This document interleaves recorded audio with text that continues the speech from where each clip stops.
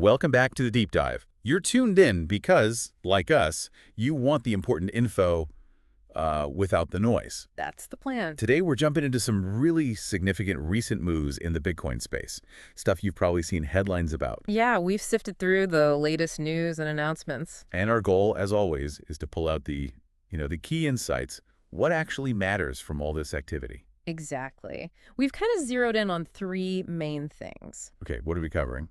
First up, this whole buzz around the U.S. maybe, possibly, setting up a Bitcoin strategic reserve. Big implications there. Interesting. Okay, second. And then Bitcoin's price. Mm-hmm. It's been a bit of a roller coaster, right? We'll look at that dip and rebound and what might be driving it. Got it. Price action. And third. And finally, the, let's say, evolving rules of the game regulations and how the big money, the institutions are getting involved. Perfect. Let's dive in then. This U.S. Bitcoin strategic reserve idea.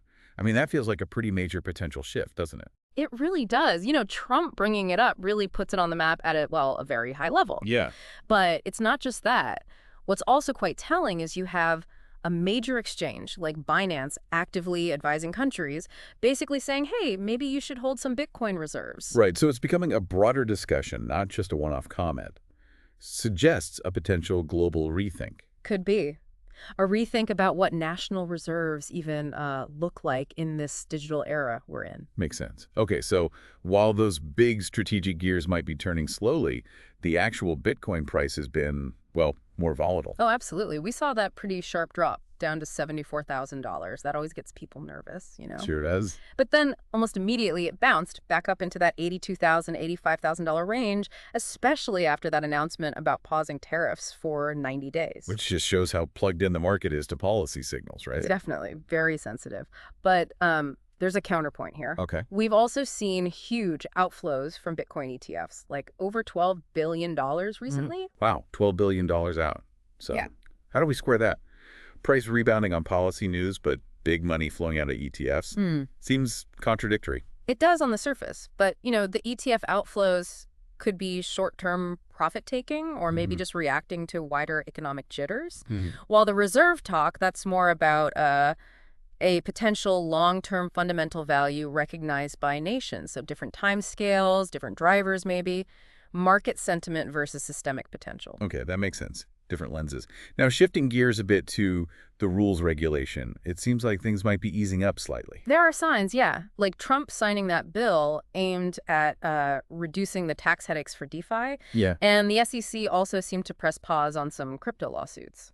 So good news for the industry, potentially. Well, it sparks that classic debate, doesn't it? On one hand, less regulatory friction, less burden could really boost innovation, especially in DeFi. Yeah, let new ideas flourish. But the other side is, you know, the concern that pulling back on regulation too much might open the door to more risks for investors. Need those guardrails.